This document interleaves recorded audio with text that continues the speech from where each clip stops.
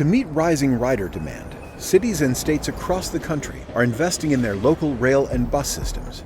But there's a catch.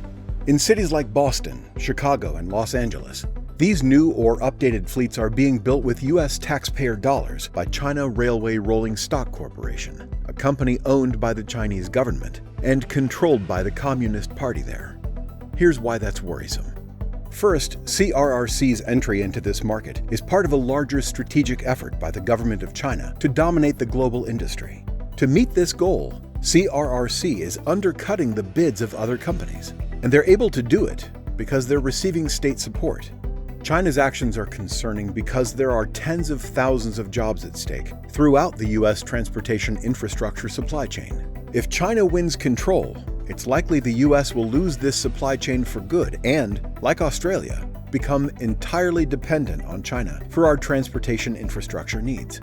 Most importantly, there are major security concerns about handing the keys to our transportation infrastructure to a state-owned Chinese company. After all, their government has already been found to have hacked American government entities and private businesses.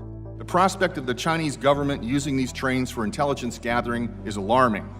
Chinese built-in surveillance cameras could track the movements and routines of passengers, searching for high-value targets, from whom intelligence officials could vacuum data using the train's built-in Wi-Fi systems.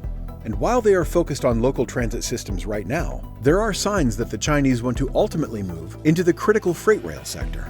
On top of everything, state-owned Chinese companies, as well as those with strong ties to the government, have a terrible track record when it comes to performance. A Los Angeles Times investigation found that electric buses built by Chinese company BYD Limited have a record of poor performance and mechanical problems. Many have had to be pulled off the road. Meanwhile, in Washington, BYD has successfully lobbied to stop previous efforts to limit China's role in U.S. transit.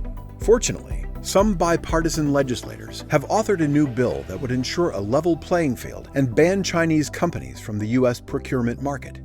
Tell your members of Congress to support this important legislation.